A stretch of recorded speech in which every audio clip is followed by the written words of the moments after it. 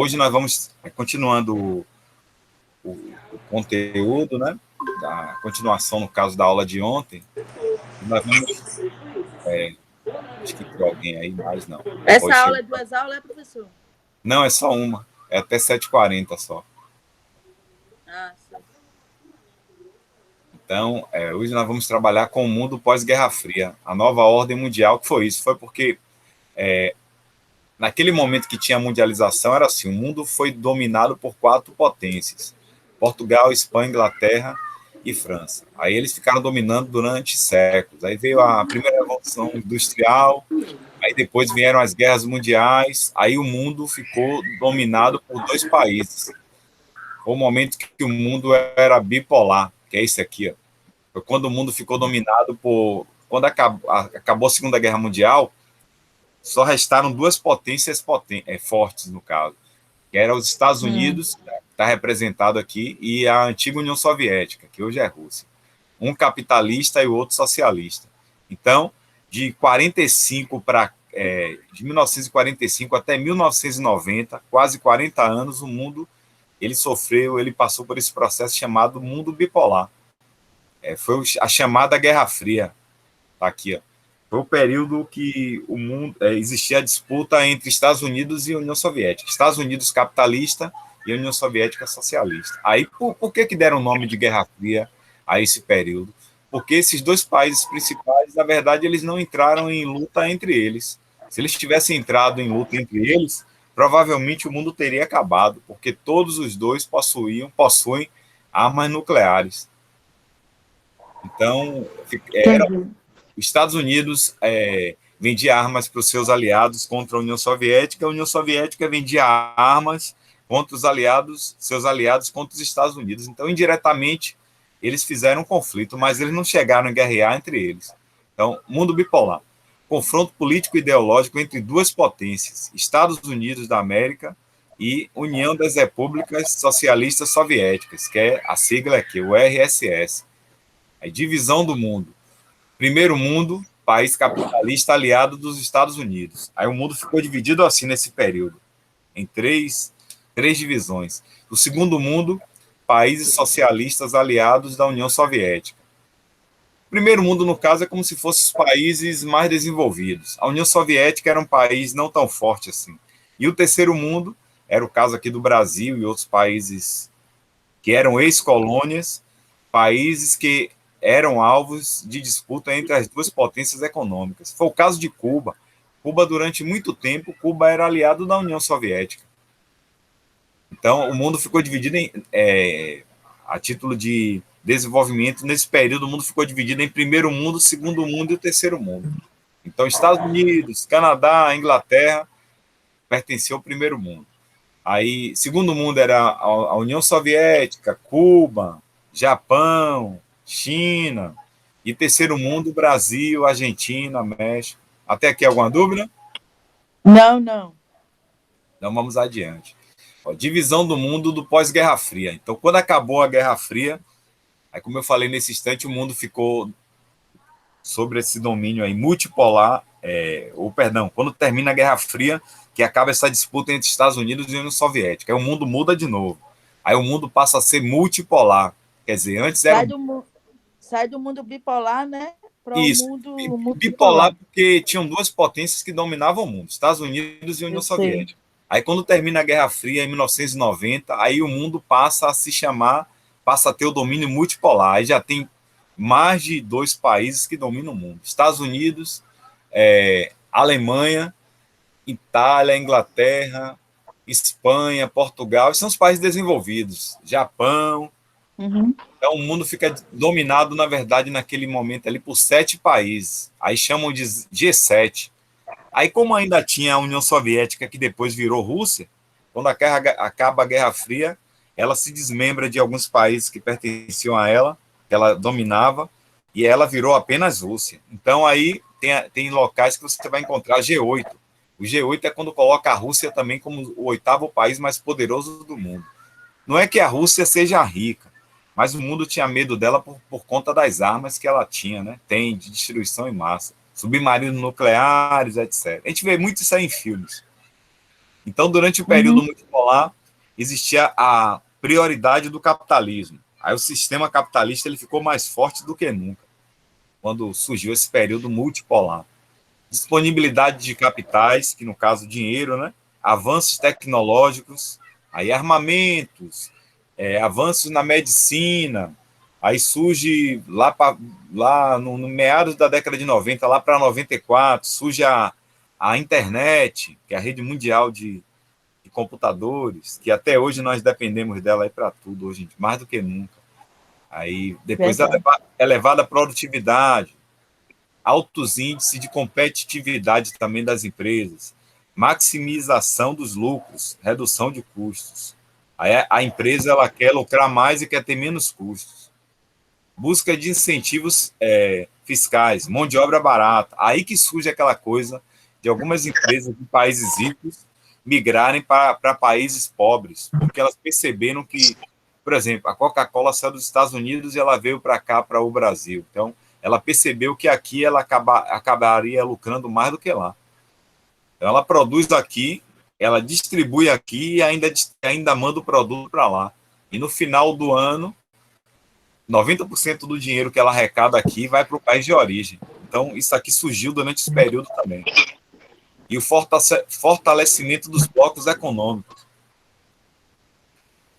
A economia do mundo começou a ficar dividida em blocos. Quais eram eles? O NAFTA, que é os Estados Unidos, Canadá e México, a União Europeia, que são os países lá da Europa, Alemanha, Itália, França, Portugal, os países ricos da Europa. Aí vem quem? Vem a PEC, são os países da Ásia, Japão, tigres asiáticos, China, e aqui na América do Sul nós temos o Mercosul, que não é tão forte assim. Então o mundo ficou dividido em blocos, e um comércio acaba distribuindo para o outro, assim.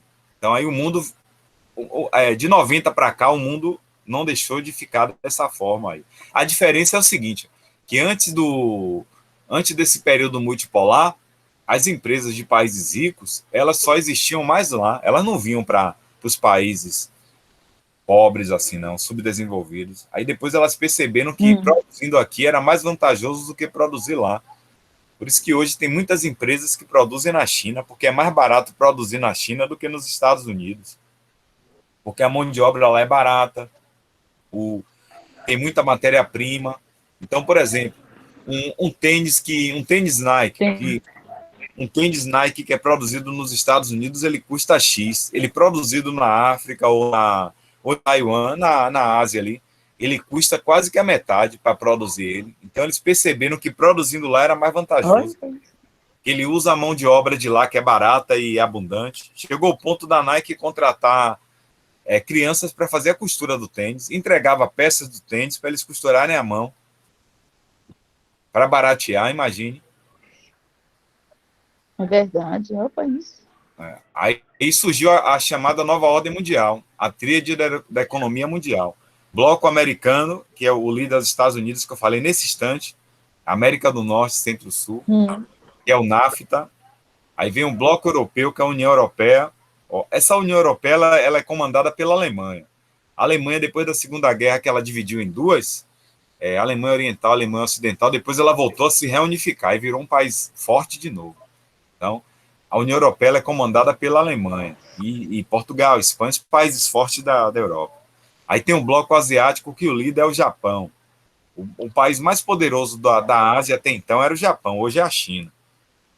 E agora com a pandemia a China ficou mais forte ainda porque ela tem produzido muita coisa aí de respiradores, ela ganhou muito dinheiro com os respiradores. Com a vacina, a China tem o quê? Tem pelo menos 2 vacinas produzidas pela China. Fora as máscaras, luva, ela ganhou muito dinheiro com a pandemia, está ganhando. Né? Aí tem os países desenvolvidos, que são os países ricos, são os países do norte. E os países subdesenvolvidos, que são os países pobres, aqui dos países do hemisfério sul. Aí continuando. Aqui é um mapa, um planisfério mostrando a área de influência dos Estados Unidos. Por pena que aqui ficou, deixa eu ver se diminuiu aqui para caber na tela. Aqui, ó. Tudo que está em verde aqui, ó, é o domínio dos Estados Unidos, ó. Ou, perdão, tudo Olha, que é marrom é aqui o domínio dos Estados Unidos. Chega até passar um pouquinho mais aqui, ó, tá vendo? Até o Japão, ó. Isso aqui tudo é domínio dos Estados Unidos e Europa. E em verde, os 3 grandes grupos aqui, que são os 3 continentes aqui, ó. É a América, a Europa e o Japão. São os 3 áreas. Aí são os grandes grupos, né? Aqui no caso, seria o quê? Estados Unidos, está aqui em vermelho. Aqui Bruxelas está aqui, no caso, lá na Europa. E aqui o Japão, Tóquio. Então, são as 3 áreas que dominam o mundo aí, nesse caso. Vou passar aqui mais, e passou demais. Aí depois eu boto todo o material que eu utilizo aqui na aula, depois eu boto lá no Google Sala de Aula. Certo. Esse aqui não botaram legenda, não vai dar para utilizar. Aqui seriam os blocos econômicos. Esse aqui já é interessante. Os países ricos estão no hemisfério norte. Isso aqui eu mostrei na aula de ontem. Tem essa linha aqui divisória. Todas as áreas em vermelhas aqui seriam países ricos.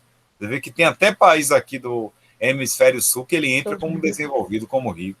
E todos os países de baixo aqui, ó, Brasil, México para baixo, do México para baixo, países da América Latina, a África, do Oriente Médio, China, todos esses aqui seriam subdesenvolvidos. Embora agora eles vão ter que mudar isso aqui, né? Agora vai mudar porque a China vai acabar virando um país desenvolvido aí, porque ela tem produzido muito. Nos últimos anos, a China ela estava como G20, agora ela vai ter que figurar lá pelo menos como G2.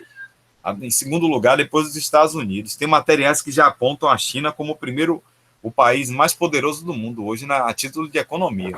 Não é que ela seja rica. É mole.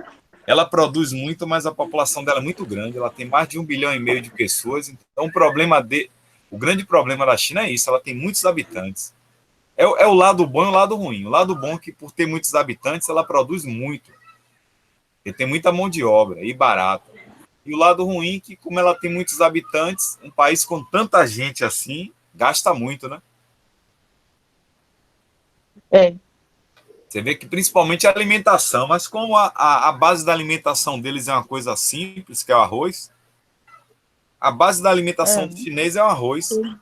Eles comem arroz e qualquer coisa que se mova, né? Insetos, eles têm na feira. Eles têm feiras que eles vendem isso aí tudo. Grilo seco, rã, eles vendem isso aí tudo. Carne de cachorro. Agora é tudo de criatório, né? Mas mesmo assim, para a gente aqui seria um absurdo comer o que eles comem lá, né? Eles comem tudo que imaginar. Com certeza. É a cultura deles lá. É porque no período de guerras que a China sofreu, a China, por ter uma população tão grande, muita gente passava fome, então eles tiveram que se adaptar a comer de tudo. O arroz já era básico. Você vê que o chinês normalmente não é gordo, porque ele come, todo dia ele come arroz, ele não come arroz como a gente, que é com feijão, com farinha, carne. Às vezes ele come o arroz ali até puro, é aquele arroz que ele come com aqueles pauzinhos ali, o hashi, né? Então é aquele arroz mais grudadinho, porque o arroz é bem nutritivo. Então aí eles vão comer outras coisas também. Mas a alimentação deles é muito boa, por isso que eles não têm problema lá eles não têm problema de obesidade, não tem problema cardíaco, porque a alimentação deles é boa demais. Aí vem a nova ordem mundial, aí vem com a chamada aldeia global. Por quê? Porque o mundo, nesse período aqui ele virou multipolar, aí surge a coisa chamada globalização. O mundo já está todo interligado, os comércios estão interligados, as bolsas de valores estão interligadas. Por exemplo, se acontecer alguma coisa no mundo, agora a gente fica sabendo, a internet, a televisão vai divulgar logo pela internet, algum site, porque está tudo interligado. Está tudo interligado pela internet. O mundo que era enorme hoje ficou pequeno. Aí fortalecimento do capitalismo financeiro, que é o capitalismo dos bancos, né, das empresas. Qualquer marca hoje, por exemplo, a Nokia, ela está aqui no Brasil, mas é uma marca da Finlândia, lá da Europa. A Motorola, ela está no Brasil também, mas ela é uma marca dos Estados Unidos. A Pioneer... O iPhone é daqui do Brasil? Quem? Você não lembra? iPhone? O iPhone. Tá, sim, ela é uma marca dos Estados Unidos também, se eu não me engano. É Estados Unidos ou da Europa. Eu acho que ela é uma marca dos Estados Unidos. que tem até aquele É, cara é dos Estados Unidos. que foi idealizador, quase não sai, o símbolo é uma maçã, né? Uma maçã. Isso, então esqueci o nome dele, é Steve Jobs, tem até o filme e o livro. O filme dele é interessante. Ele que cria essa marca aí. Primeiro ele começa com computadores. Ele pertencia, se eu não me engano, à Microsoft, ele ajuda a desenvolver, depois ele se desliga e cria a marca dele. Porque no início, quando ele veio com a ideia de criar um computador pessoal, ele que criou essa ideia do computador pessoal, que até então os computadores eram enormes. É ele que veio com a ideia de criar um computador que você pudesse ter em casa. No início acharam que era loucura, que não ia vender. Aí ele levou a ideia à frente. É a marca dos Estados Unidos também. Você vê que hoje já tem o iPhone 10, parece, né? Ou é o 7? O 11, já Caríssimo. tem o 11. O 11, imagine. Caríssimo. Se lá fora já é caro, imagine aqui. Integração dos espaços geográficos supranacionais. Por quê? Isso quer dizer o quê? Tem empresas de lá que estão aqui. Já as daqui não estão lá porque nossas empresas aqui são fracas. A empresa de um país como o Brasil, ela não vai estar lá fora nunca. Cultura do consumo. É o que acontece lá na Coreia do Sul, por exemplo. Quando passa alguma matéria da Coreia do Sul, você vê todo mundo falando no celular. Eles já andam falando no telefone, digitando. Eu não sei como eles conseguem. E é o país que mais consome telefonia. A pessoa compra um telefone hoje. Se daqui a 6 meses lançarem o mais avançado, ela vai e compra o mais avançado. O poder de compra deles é muito grande. Imagina. Eles também devem ganhar bem, né? É porque o custo de vida lá é alto, mas o nível de vida lá também é bom. O custo de vida, nível de vida. Então, outra, os produtos lá não são tão caros, não. O problema aqui do Brasil é que a carga tributária é muito elevada. Então, tem coisas que você compra aqui que custa R$ 3.000, que lá seria o quê? 1.200, 1.100. O produto chega aqui, eles triplicam o valor. Deixa eu adiante Verdade. aqui. Características da nova ordem mundial, que é essa com o mundo globalizado. Aliança entre nações são feitas agora pelo grau de afinidade econômico-comercial. Existe entre um e outro país, deixando de lado a questão ideológica. O que impera agora é a questão mercadológica. Por exemplo, a China, até alguns anos atrás, décadas atrás, a China ela era totalmente fechada, ela era comunista, ela não deixava que nada dos Estados Unidos entrasse lá. Hoje não, hoje tem várias marcas dos Estados Unidos que produzem lá. Eles perceberam que se eles ficassem fechados para países ricos, eles não iriam lucrar, então eles permitiram que empresas de outros países acabassem entrando lá. O nível de poder de um país agora é medido pelo seu desenvolvimento científico e tecnológico, com destaque para o conhecimento nas áreas de informática e biotecnologia. Por exemplo, a Índia ela é mais evoluída do que o Brasil. O problema da Índia é que a população dela é muito grande também. A maioria das pessoas na Índia vivem numa condição muito precária. Mas a medicina na Índia é mais avançada do que a nossa, a tecnologia, qualquer área da China é mais evoluída do que a nossa. Até a questão também de ciência e tecnologia lá é bem mais avançada do que a nossa. E aqui, tá pequeno aí, tá dando para enxergar? Tá, dá, né? Tô dando para enxergar. Pronto. Aqui é o que eu falei lá no início da aula, o G8, tá vendo? É um grupo internacional que reúne os 7 países mais industrializados e desenvolvidos economicamente do mundo. Mais a Rússia, tá vendo? Aí quando fala G7, são aqueles países, daqui a pouco até deve ter aqui, que são os que eu falei aqui, ó. Estados Unidos, França, Itália, Japão, Alemanha, Inglaterra e Espanha. Aí é o G7. E quando fala G8 é quando entra a Rússia também. Tava até eles aqui, ó. Estados Unidos, Japão, Alemanha, Reino Unido, que é a Inglaterra. Japão, Alemanha, Reino Unido, França, Itália, Canadá, que é o antigo G7, mais a Rússia, que é o G8. A função do G8 é a de decidir qual ou mais caminhos do mundo deve seguir, pois esses países possuem economias consolidadas e suas forças políticas exercem grande influência nas instituições organizacionais mundiais, como a ONU, que é a Organização das Nações Unidas, o FMI, que é o Fundo Monetário de Investimento. O FMI pertence aos Estados Unidos, a ONU é dominada pelos Estados Unidos, a OMC, que é a Organização Mundial do Comércio, é dominada pelos Estados Unidos, a OMS, a Organização Mundial da Saúde, também é dominada pelos Estados Unidos. Eles estão em tudo, tá vendo? Por isso que a primeira economia do mundo é Estados Unidos. Só que agora, com essa coisa da pandemia aí, vários países acabaram ficando meio que complicados com a pandemia do coronavírus. A China hoje acabou se sobressaindo. Ela não está mais aí como G8. Provavelmente ela está como G2, ou há quem diga que daqui a uns 2 ou 4 anos ela fica até em primeiro lugar, como o país mais poderoso do mundo. O problema da China é que ela não tem ainda tantas marcas de nome. Por exemplo, diga uma marca de celular chinês. Tem uma que até hoje é forte, viu?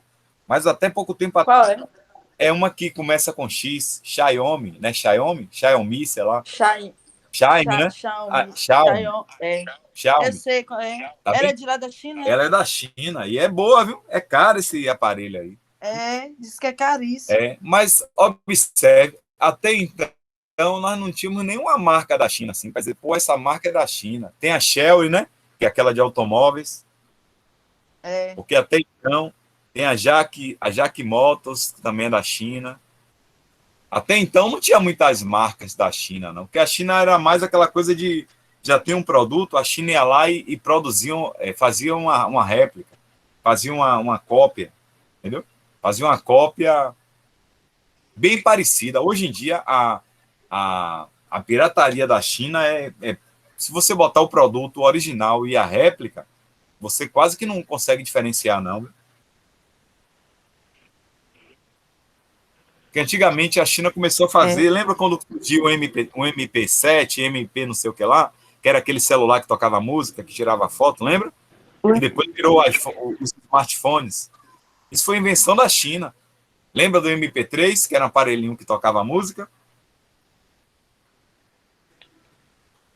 Lembra? Tá cortando a internet. Isso. Agora voltou o som? Tá cortando. Voltou. Pronto. Aí o MP3 foi invenção da China. Era um aparelhinho que tocava música. Eu lembro. Aí depois a China foi e criou o MP5, que era um celular que ele tocava música, ele tirava fotos, ele já fazia algumas coisas que um celular normal não fazia. E ele acessava a internet. Aí depois surgiu o MP7, aí depois viraram os smartphones de hoje. Entendeu? O aparelho de hoje, ele pode tocar música, ele tira foto, ele acessa a internet, ele grava vídeos, ele tira fotos sem você ter que... Você não precisa mais imprimir. Então, foi tudo uma evolução aí, a China ajudou a fazer isso. E vamos ficar por aqui, na próxima aula nós continuamos. Deu para entender? Bom. Teve alguma dúvida? Deu para entender. Não tenho dúvida, não. Então, beleza. Então, vou deixar, a aula ficou gravada aqui, eu vou disponibilizar lá no mural depois para os alunos que não puderam assistir. Tchau, bom final de semana, boa Semana Santa. Para o senhor também, tchau. Tchau.